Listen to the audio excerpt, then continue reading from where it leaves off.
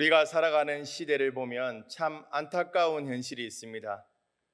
예전에 교회가 지역사회의 신뢰를 받는 곳이었지요. 교회의 종소리를 들으면 사람들이 뭔가 마음이 경건해지고 또 사람들은 교회에 다니는 사람들을 보면서 저 사람은 교회에 다니는 사람이구나라는 그러한 칭찬을 했지요. 그리고 사람들 뭔가 문제가 있으면 교회에 와서 상담을 받기도 했습니다. 하지만 오늘날 어떻습니까? 오늘날 교회의 모습을 볼 때 참으로 안타깝습니다. 많은 사람들이 교회를 향해서 비판의 손가락질을 합니다. 저 사람이 교회에 다니는 사람이라고 그렇게 말하면서 비꼬아서 말하기도 합니다. 또한 교회를 향해서 입에 담기조차 어려운 말들을 내뱉곤 합니다. 하나님의 거룩한 백성이고 또한 복음의 진리를 가지고 살아가는 기독교인들이 세상 사람들에게 차마 입에도 담기 어려운 말로 비판받고 있다는 것이죠. 물론 예수님께서 말씀하셨듯이 세상은 복음을 미워하기 때문에 교회 다니는 사람들을 핍박하고 박해할 수 있습니다. 하지만 복음을 통해서 복음을 우리가 전하고 또한 복음을 나가기 때문에 받는 핍박이 아니라 우리의 잘못된 삶으로 인해서 박해받고 또 어려움을 당하고 있다는 것이죠. 그러한 세상의 비판의 목소리에 우리는 귀를 기울여야 된다는 것입니다. 우리의 모습을 돌아보아야 되는 것이죠. 정말 그리스도인답게 살고 있는가? 하나님의 말씀 안에 거하는 삶을 살아가고 있는가? 우리 자신을 돌아보아야 된다는 것입니다. 오늘 말씀을 통해서 우리의 입술만이 아니라 우리의 행함이 우리의 삶의 전체가 하나님이 기뻐하시는 그러한 그리스도인의 모습을 드러내는 그러한 삶으로 회복되는 은혜가 있기를 주님의 이름으로 축복합니다. 사람들은 어떤 세상을 평가할 때 그 사람이나 공동체를 한마디로 표현해서 이름을 붙이곤 합니다. 그것을 별명이라고 하죠. 혹시 여러분에게 별명이 있습니까? 없으세요? 예.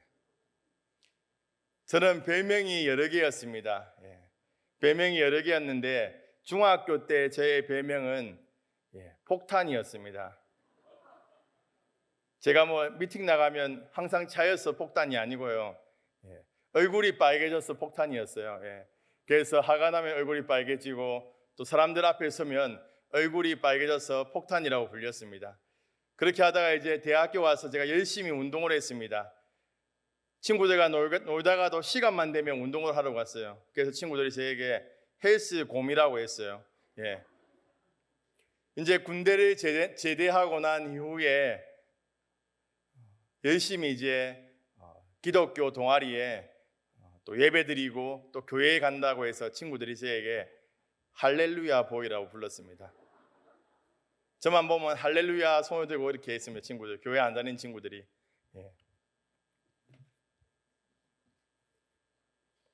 우리가 이름보다 별명이 불려지는 것 별로 좋아하지 않지 않습니까?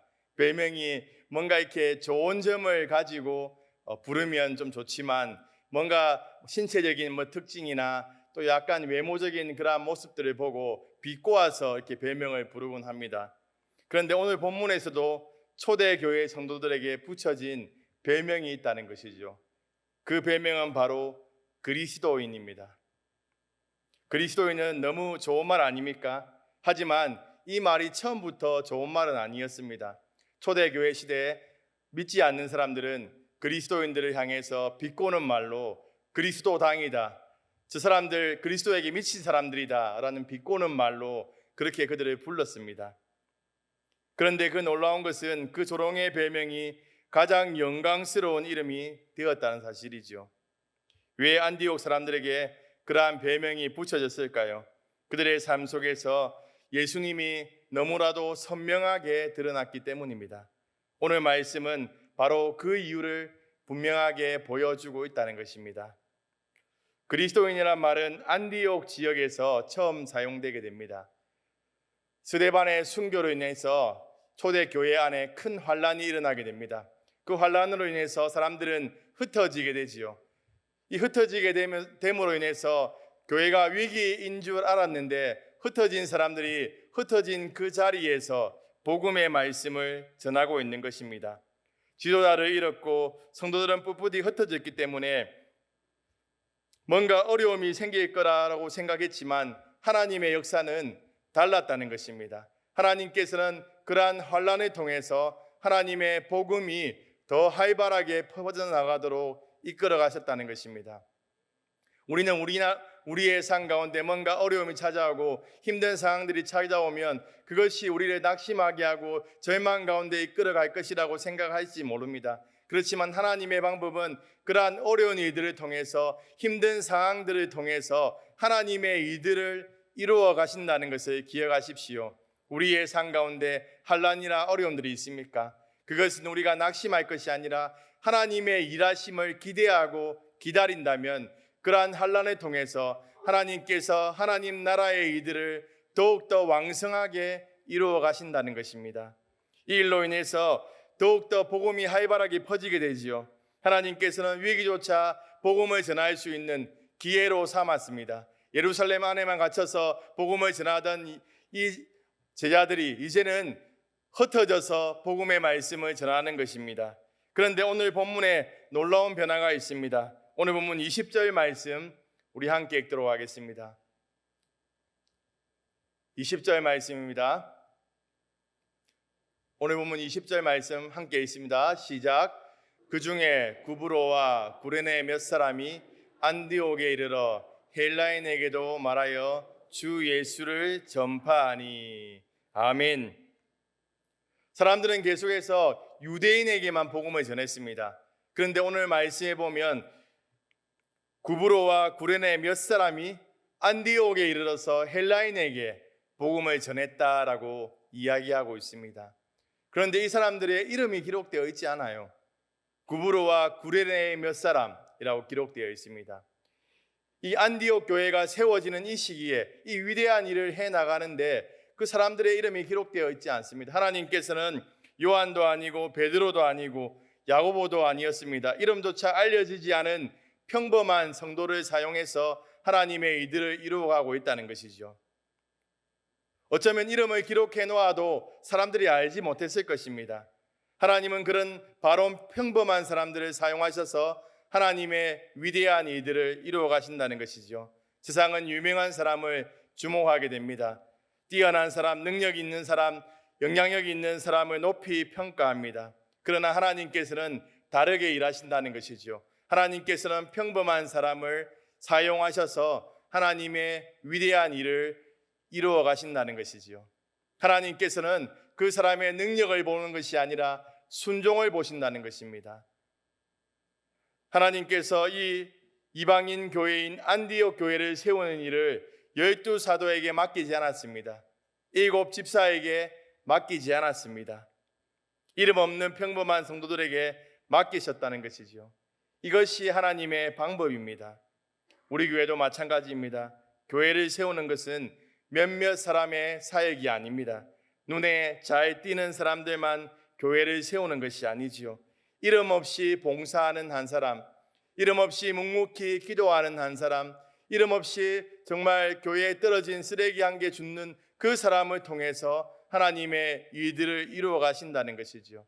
뭔가 위대한 일이 아니더라도 하나님께 순종하고 하나님께 온전히 우리 자신을 맡기는 그 사람을 통해서 하나님께서는 하나님의 그 일을 이루어 가신다는 것입니다. 오늘 말씀에 그렇게 하나님께 순종하는 그 사람을 통해서 안디옥 교회를 세워 가셨다는 것이죠. 이 평범한 사람들은 어떤 유명인보다 복음의 진리를 잘 깨달았습니다. 이 헬라인에게 복음을 전한다는 것은 제자조차 꺼려했던 일이지요. 하지만 이들의 복음은 듣고 담대하게 전했습니다. 사도행전 10장 말씀에 보면 고넬료 가정에 그러한 이방인에게 복음이 전해지는 그 상황이 나오고 있습니다. 베드로조차 그러한 이방인에게 복음을 전하는 것을 꺼려했습니다. 그러한 부정적인 생각을 가지고 있었습니다. 하지만 하나님께서 그의 생각을 깨트리시고 이방인에게도 복음이 전해져야 함을 말해 주었지요. 그 사건을 통해서 그러한 것들을 증거해 주십니다. 이 구레네 몇 사람은 그러한 복음의 진리를 듣고 바로 순종했던 것입니다. 그 변화된 사람들이 안디옥에 이르러 헬라인에게 담대하게 하나님의 말씀을 전했던 것입니다. 복음은 언제나 우리의 편견을 깨트립니다. 복음은 사람을 차별하지 않지요. 학번이나 외모, 그러한 지위나 능력을 우리 능력에 따라 구별되지 않습니다. 예수님께서 십자가에 흘리신 피는 모든 사람을 위한 피였지요. 그렇기 때문에 그 복음을 듣는 모든 사람이 복음을 받아들이고 하나님의 자녀가 될 수 있는 것입니다. 이것이 바로 약속의 말씀이지요. 오직 성령이 너희에게 임하시면 너희가 권능을 받고 예루살렘과 온 유대와 사마리아와 땅끝까지 이르러 내 증인이 되리라고 말씀하신 그 약속의 말씀이 성취되는 순간이 바로 안디옥 교회가 탄생하는 이 순간이라는 것입니다. 예루살렘을 넘어 복음이 이방인에게까지 선포되어지고 또한 이 안디옥 교회를 통해서 땅끝까지 복음의 사역들이 이루어지게 되었다는 것입니다. 그런데 우리가 여기서 반드시 기억해야 하는 것이 있습니다. 안디옥 교회의 부흥은 사람들의 열심만으로 이루어진 것이 아니지요. 오늘 본문 21절 말씀을 우리 함께 읽도록 하겠습니다. 시작. 주의 손이 그들과 함께 하심에 수많은 사람들이 믿고 주께 돌아오더라. 아멘. 주의 손이 함께 했다는 것이지요. 무명의 사람들을 통해서 하나님 역사하셨지만 겸손하게 순종하는 그 사람들에게 역사해서 주의 손이 역사함을 통해서 이 일이 이루어졌다는 것입니다. 교회의 부흥은 사람의 이름으로 이루어지는 것이 아니지요. 유명한 목회자가 있어야 이루어지는 것이 아닙니다. 또한 어떤 특별한 프로그램이 있어야 이루어지는 것이 아니지요. 하나님께 순종하는 그 사람, 겸손하게 하나님의 손이 일할 수 있도록 자신을 내어드리고 순종하는 그 사람을 통해서 하나님께서 일하시고 역사하신다는 것입니다. 안디옥 교회에 바로 이러한 하나님의 역사가 이루어졌다는 것입니다. 무릎으로 사는 그리스도인이라는 책이 있습니다. 많은 그리스도인들에게 큰 도전을 준 그러한 고전입니다. 근데 그 책의 제목에 보면 이렇게 적혀 있습니다. 무명의 그리스도인.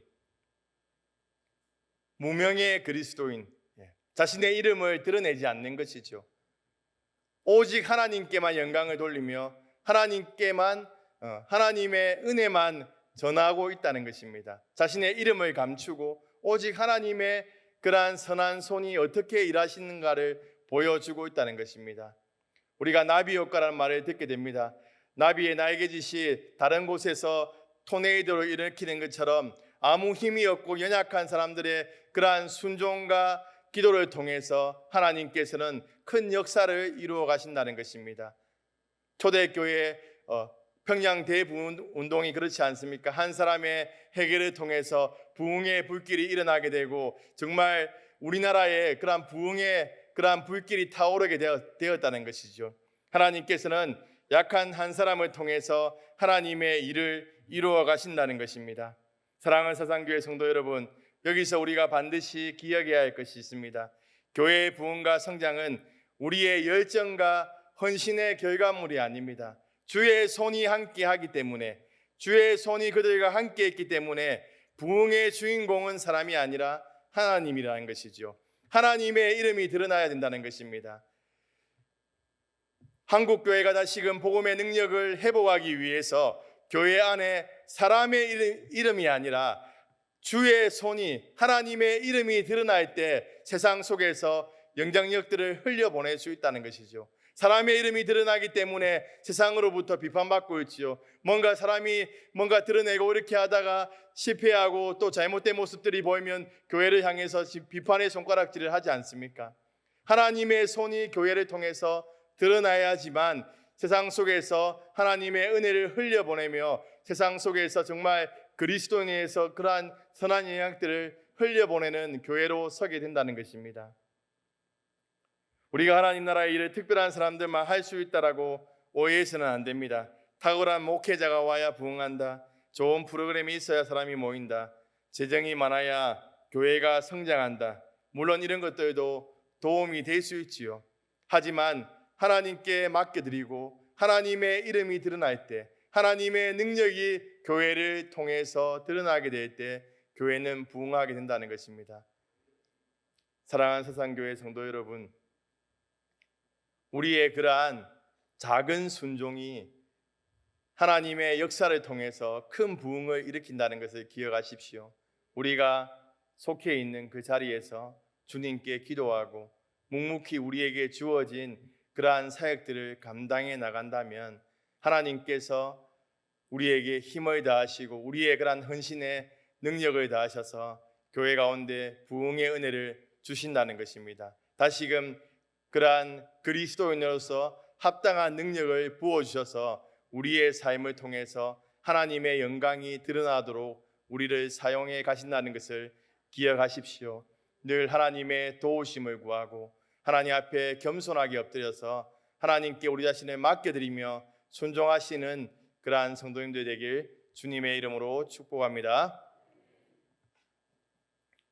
안디옥 교회가 세워졌다는 부흥의 소식은 곧 예루살렘 교회에도 전해졌습니다. 오늘 본문 22절 말씀 우리 함께 읽도록 하겠습니다. 시작. 예루살렘 교회가 이 사람들의 소문을 듣고 바나바를 안디옥까지 보내니. 아멘. 안디옥 교회의 탄생은 기쁜 소식인 동시에 예루살렘 교회의 입장에서는 매우 신중하게 살펴보아야 하는 일이었습니다. 안디옥 교회는 최초의 그러한 이방인 교회였습니다. 유대인뿐만 아니라 헬라인이 함께 모여 예배드리고 있었기 때문입니다. 당시 유대인에게는 여전히 이방인에 대한 거부감들이 있었지요. 정말 하나님께서 이방인에게도 이 같은 은혜를 베푸시는 것일까? 율법과 할례 없이도 하나님의 백성이 될 수 있는가?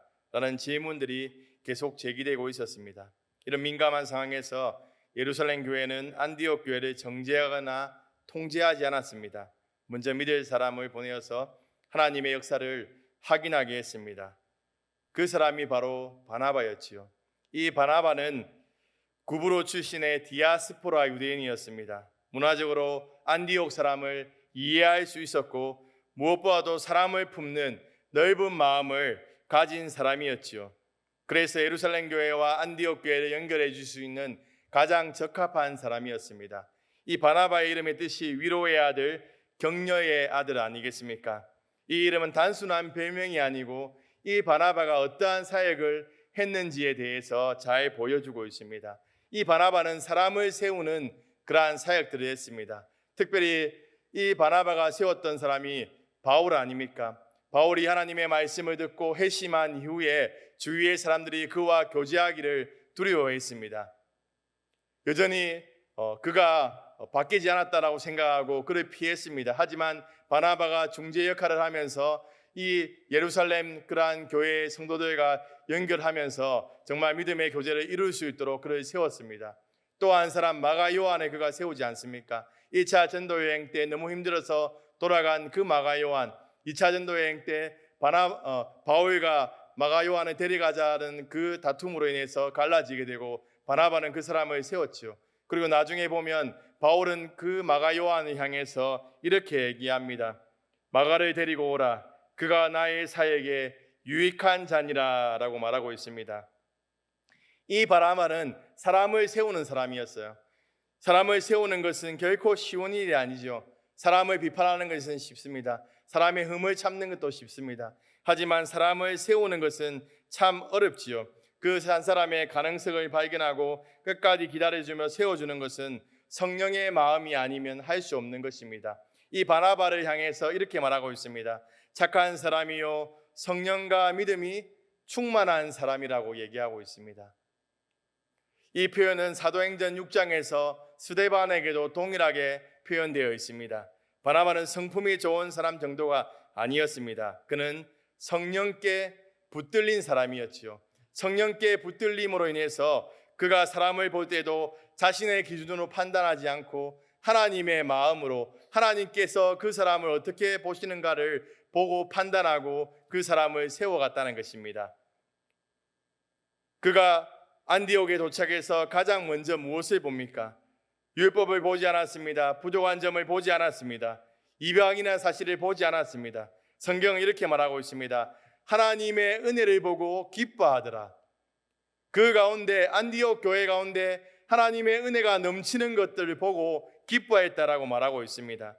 많은 사람들은 공동체에 가면 부족한 것부터 찾습니다. 저 사람은 왜 저럴까? 이것이 부족하다. 저것이 마음에 안 든다. 그러나 바나바는 달랐습니다. 그런 하나님의 은혜를 먼저 보았다는 것이지요. 하나님께서 일하고 계시는 흔적을 먼저 보았습니다. 이렇게 기뻐할 수 있었고 격려할 수 있었고 공동체를 든든하게 세워갈 수 있었습니다. 그 일로 인해서 어떻게 됩니까? 큰 무리가 죽게 더하여졌다라고 성경은 기록하고 있습니다. 사람을 세우는 공동체에 하나님께서 사람을 더해 주신다는 것입니다. 우리가 기억해야 할 중요한 사실이 있습니다. 하나님께서는 준비된 공동체에 준비된 사람을 보내주신다는 것입니다. 오늘 말씀에 보면 하나님께서 바나바를 보내주셔서 안디옥 교회가 더욱더 효과적으로 사역을 감당할 수 있도록 하셨지요. 또한 좀 있다가 이제 사울을 또 보내주셔서 그 교회가 더욱더 하나님의 일들을 왕성하게 해나간다는 것입니다. 우리 공동체도 마찬가지입니다. 우리가 하나님의 말씀으로 준비되고 기도로 준비되고 또한 사랑으로 준비되어져 간다면 하나님께서 우리 공동체에 꼭 필요한 사람을 보내주신다는 것이죠. 또한 우리 공동체 안에 있는 그러한 사람들을 세워주시고 힘주시고 능력 주셔서 이들을 감당해 나가도록 하나님께서 이끌어 가신다는 것입니다. 그렇다면 공동체가 준비된다는 것은 무엇을 의미합니까? 건물을 화려하게 준비하는 것, 뭔가 프로그램을 잘 준비하고 재정 등을 많이 모아서 뭐 어떻게 하는 것, 이런 것이 아니죠. 그러한 외적인 모습이 아닙니다. 사람들의 눈에 보이는 것을 중요하게 생각합니다. 사람들은 예배당이 커지고 시설이 좋아지고 뭔가 잘 되면 그러한 부흥이 올 것이라고 생각하지만 하나님께서는 사람을 세우고 사람을 준비해 가신다는 것입니다. 하나님께서 기뻐하시는 공동체는 사람을 세우는 공동체지요. 그래서 사랑하는 서상교회 성도 여러분, 우리 공동체도 바나바와 같은 사람들이 많아졌으면 좋겠습니다. 서로를 위로하고 격려하고 세워서 더욱더 사람들이 하나님의 사람으로 세워지는, 그 사람의 부족하고 약한 부분을 보는 것이 아니라 하나님이 그 사람을 통해서 어떻게 일하실지 그 사람의 가능성을 보고 세워주고 그러한 격려하는 사람들이 많아져서 교회 안에 정말 하나님의 일들을 감당하는 사람들이 많이 세워지게 되는 그러한 은혜가 있기를 주님의 이름으로 축복합니다. 이러한 사람을 세우는 교회, 사람의 외모를 보지 않고 그 사람의 가능성을 보고 세우는 그 모습을 보면 세상 가운데 사람들은 뭔가 다르게 생각하겠죠. 세상 사람들은 뭔가 학벌이나 지식이나 스펙이 있어야지 그 사람을 세우고 쓰지 않습니까? 하지만 교회 안에는 하나님께서 그 사람을 붙들면, 하나님께 붙들림 받으면 또한 교회 지도자로서 교회를 이끌어 나갈 수 있는 하나님의 능력이 부어지게 되죠. 이러한 모습들을 보게 된다면 정말 세상 사람들이 이 사람이 교회는 정말 뭔가 다르다, 그 안에 하나님의 역사들이 있다라는 것을 보게 된다는 것입니다. 바나바의 가장 큰 장점은 사람만을 격려하는 데만 있지 않았습니다. 그는 교회의 필요를 분별하는 눈과 함께 사역할 줄 아는 협력의 정신을 가진 사람이었습니다. 오늘 본문 25절로 26절까지 말씀 우리 함께 읽도록 하겠습니다. 시작. 바나바가 사울을 찾으러 다소에 가서 만남에 안디옥에 데리고 와서 둘이 교회에 1년간 모여 있어 큰 무리를 가르쳤고 제 아들이 안디옥에서 비로소 그리스도인이라 이끌음을 받게 되었더라. 아멘. 바나바가 안디옥 교회가 점점 성장하는 모습을 보고 혼자 감당할 수 없음을 알았습니다. 많은 사람들은 공동체가 성장하면 자신의 영향력을 지키려고 합니다. 자신의 자리를 지키려고 합니다. 하지만 이 바나바는 그렇게 하지 않았지요. 바울을 기억했던 것입니다. 그래서 다소까지 가서 바울을 데리고 오는 것입니다. 그런 자신의 이름을 드러내려고 하지 않았습니다. 오히려 하나님 나라를 위해 지금 이 공동체에 가장 필요한 사람이 누구인지를 먼저 생각하겠다는 것입니다. 그의 머릿속에 떠오른 사람이 바로 사울이었지요. 세상 사람들의 눈에는 잊혀졌지만 이 바나바는 이 사울을 기억하고 있었고 그를 데려와서 함께 안디옥에서 사역을 하게 됩니다. 그 사역을 통해서 정말 하나님의 풍성하신 은혜가 임하게 되고 안디옥 교회가 더욱더 부흥하는 은혜의 역사가 나타나게 됩니다. 이렇게 하나님의 말씀을 전함으로 인해서 제 아들이 안디옥에서 비로소 그리스도인이라 일컬음을 받게 되었다라고 말하고 있습니다. 놀라운 사실은 그리스도의 이름을 성도들이 붙인 것이 아니지요. 이 세상 사람들이 그리스도인이라고 붙인 것입니다. 안디옥 사람들은 이름을 존경해서 그렇게 부른 것이 아니지요. 저 사람들은 맨날 그리스도만 이야기한다, 예수밖에 모르는 사람이다라고 비꼬으면서 붙였던 것이죠. 어떻게 보면 우리한테 예수쟁이라는 그런 말들을 예전에 하지 않았습니까? 예수님만 생각하고 예수님만 생각하고 구하는 사람들이라는 그런 비꼬는 말로 했던 것처럼 그리스도인이란 말은 이러한 말이었죠. 그런데 왜 사람들은 그들에게 그러한 별명을 붙였습니까? 늘 그들의 입에서 그리스도가 나왔기 때문입니다. 예수님이 드러났기 때문입니다. 지금 우리 살아가는데 우리의 삶의 모습을 한번 돌아보십시오. 우리에게 예수쟁이라고 얘기하는데 그것이 정말 우리의 모습을 통해서 예수님이 드러나고 우리의 모습을 통해서 예수의 생명이 드러나기 때문에 예수쟁이라고 부르는지, 아니면 우리의 삶이 엉망진창으로 살아가는 그 삶을 지적하는 말로 예수쟁이라고 부르고 있는지 우리 자신을 한번 돌아보아야 된다는 것이죠. 초대교회 그리스도인은 그러한 하나님의 말씀 안에 거하며 예수님을 생각하고 예수님을 위해서 자신들의 생명을 바치고 그러한 모습을 통해서 그리스도인이라는 그러한 별명을 받았다는 것이죠. 동일하게 우리도 이러한 예수쟁이의 그러한 별명을 회복해야 된다는 것입니다. 그저 우리를 비꼬고 우리를 비판하는 말이 아니라 우리가 정말 예수를 위해서 살아가고 예수로 충만한 삶을 살아가는 그러한 모습이 드러남을 통해서 사람들이 그렇게 우리를 부를 때 그것이 영광스러운 이름이고 하나님께서 기뻐하시는 이름이라는 것입니다. 사랑하는 세상교회 성도 여러분, 세상은 여전히 교회를 향해서 손가락질을 합니다. 그러나 세상의 평가를 바꾸는 것은 거창한 구호가 아닙니다. 한 사람의 그리스도인다운 삶이라는 것이지요. 우리 한 사람 한 사람의 말보다 삶으로 예수님이 드러나야 한다는 것입니다. 바라기는 우리를 향해 예수쟁이, 예수밖에 모르는 사람이라고 말하더라도 그것을 부끄러워하지 마십시오. 그거는 영광입니다. 예수밖에 모르는 사람이라는 사람은 그러한 말을 들어야 되지 않겠습니까? 정말 이 사람은 말만 하면 예수밖에 없다라는 그러한 말을 들어야 되지 않겠습니까? 이 복음의 능력을 다시금 회복해야 되지 않겠습니까? 우리 사상교회 성도님들이 삶의 자리에서 늘 하나님께서 맡기신 이들을 또 충성스럽게 헌신해 가시면서 하나님의 말씀을 살아내기 위해서 몸부림치시면서 우리의 삶에서 정말 예수님의 그러한 향기가 드러나고 예수로 충만한 그러한 삶을 살아가시는 성도님들 되길 주님의 이름으로 축복합니다.